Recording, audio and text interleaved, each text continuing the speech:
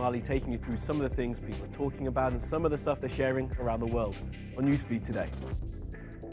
A missing Chinese superstar reappears on Chinese social media. A statement says she's sorry, but did she really write it?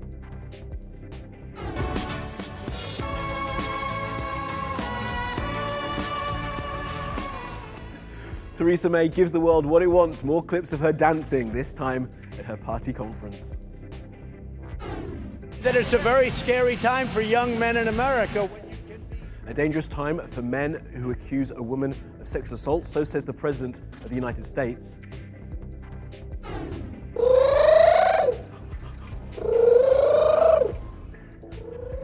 And a cat gives the internet a contender for Purr of the Year. It's an animal doing stuff.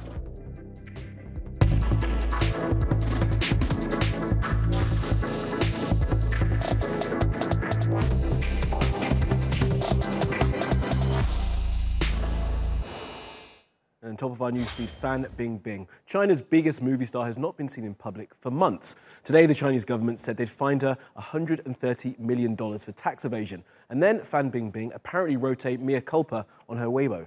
She apologized for what she'd done, admitting that she had avoided paying the correct amount of tax, and also wrote that she owed her success to the good policies of the Chinese Communist Party and the state.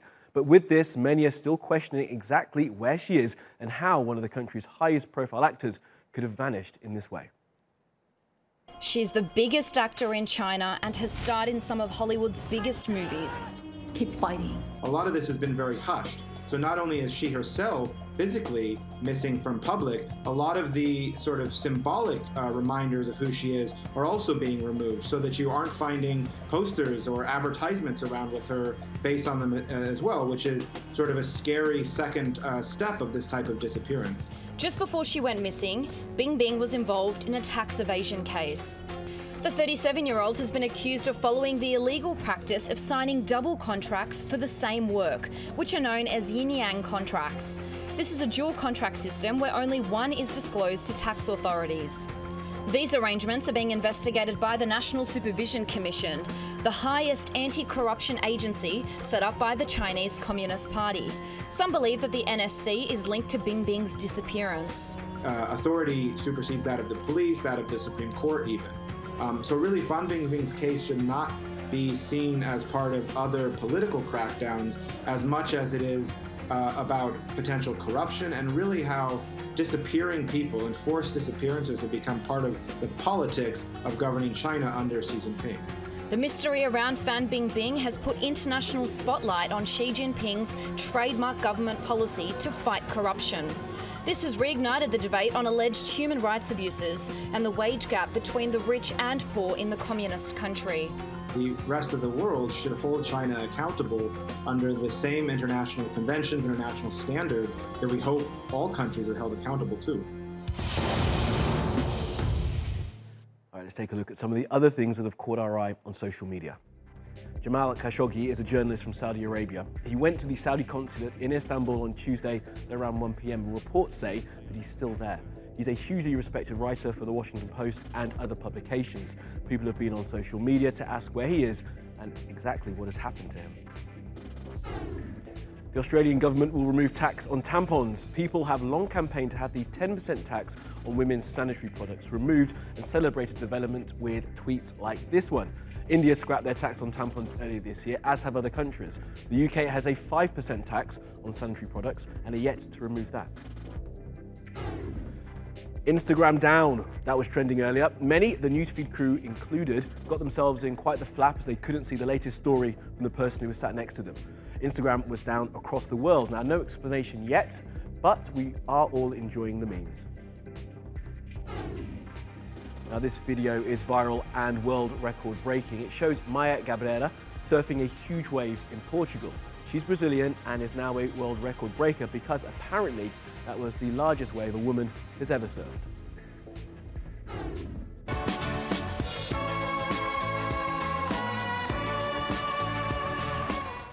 And though some of her MPs have submitted a letter of no confidence in her leadership, Theresa May danced her way onto stage at the Conservative Party conference to ABBA's Dancing Queen.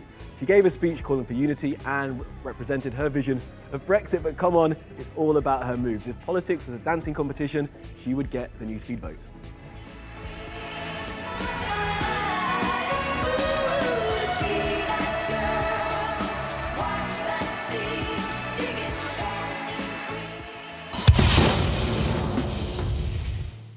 Now, the President of the United States of America has shown that he has no concern for women who report they've been sexually assaulted. He does and will always believe the man in the situation. He made this point in a press conference. And when the presidential and dignified thing to do would be to remain above the arguments and allow the FBI to carry out its investigation, the President of the United States of America did this. Well, I say that it's a very scary time for young men in America when you can be guilty of something that you may not be guilty of. This is a very difficult time. What's happening here has much more to do than even the appointment of a Supreme Court justice. It really does. You could be somebody that was perfect your entire life, and somebody could accuse you of something. Doesn't necessarily have to be a woman, as everybody says, but somebody could accuse you of something, and you're automatically guilty. But in this realm, you are truly guilty until proven innocent. That's one of the very bad things that's taking place right now. And just how do you think liberal Twitter reacted? Well, with stuff like this that was pointing out the gross hypocrisy of Trump's position.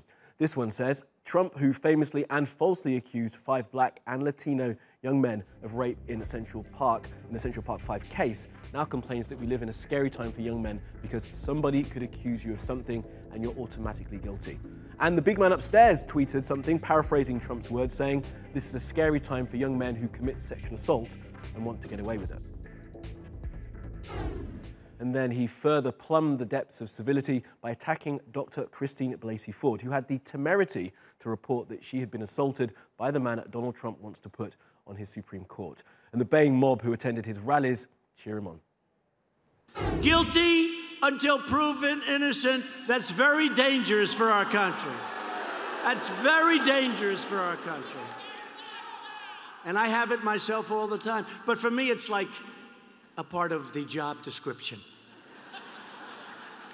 Let it happen to me. Shouldn't happen to him. Shouldn't happen to him. What he's going through, 36 years ago, this happened. I had 1 beer, right? I had 1 beer.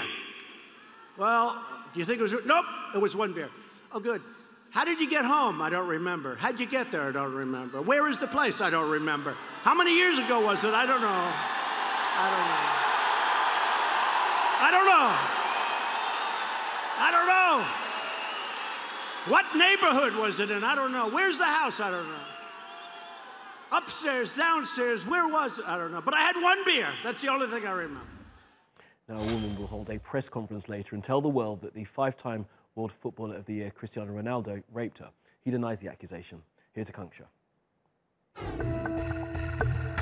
This is Catherine Mayorga, an American woman who says Cristiano Ronaldo raped her in 2009. They met at the Rain nightclub in Las Vegas, and these photographs were taken on the same night as the alleged assault. According to claims contained in legal documents submitted to a Nevada court, they partied into the early hours of the morning in Ronaldo's penthouse suite at the Hotel Palms.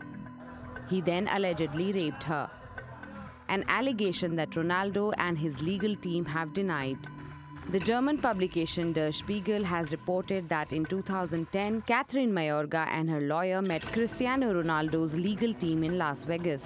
He was playing for Real Madrid at the time and reportedly did not go to the meeting.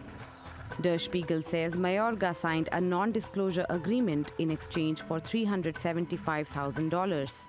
In response to questions from his lawyers at the time, Ronaldo reportedly said, "She said no," and stopped several times. He went on to say, "She said that she didn't want to, but she made herself available."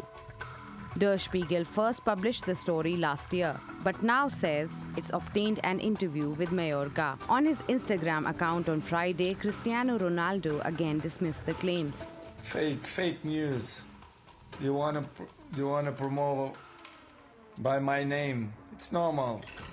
TRT Worlds Beyond the Game spoke to a member of Der Spiegel's investigative team. Cristiano Ronaldo's lawyers threatened us when we published this story that they would sue us. To this day, since they announced that last year, we haven't received anything like that from them. The statement made by Ronaldo's lawyer this time, after we published last week, only states an infringement of personal rights. He says the story is basically too private to become public.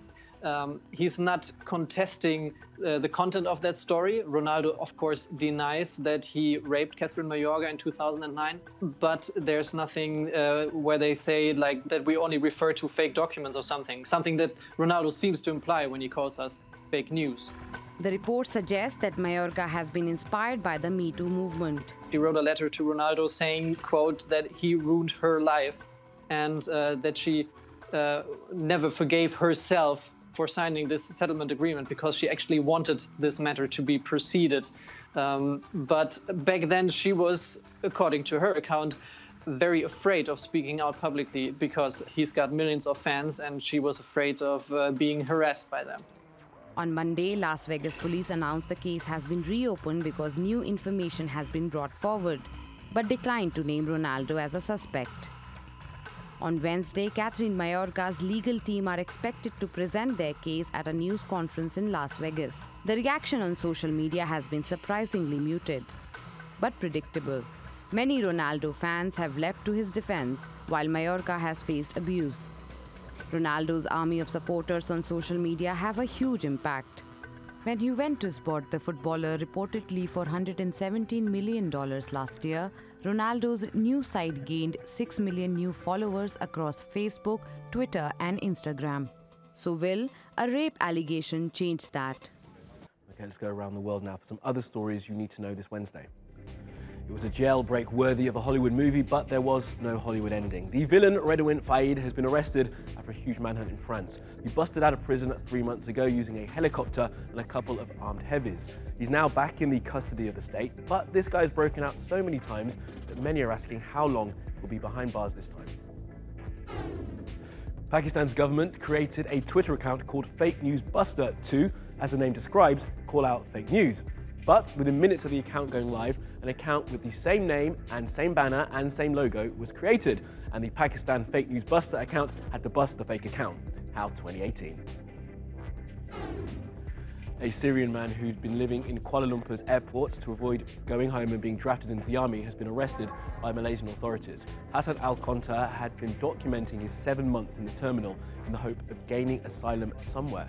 It's reported that all the countries he asks for asylum have refused to give it. He's now due to be deported to Syria.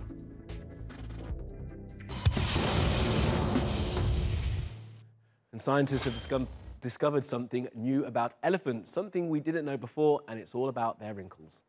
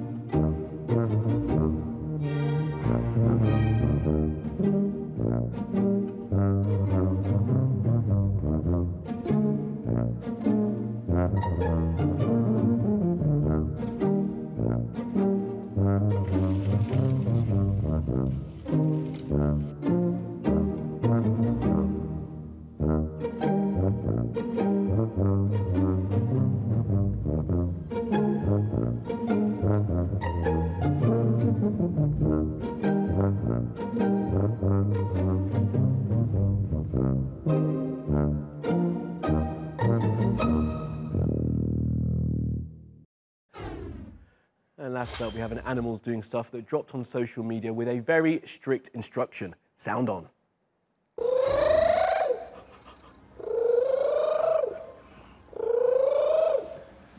Now, the cat's called Jared, and the Newsfeed team and the internet are loving off his purr. Many are now saying they wish their cat would purr like this. We see you, Ezra.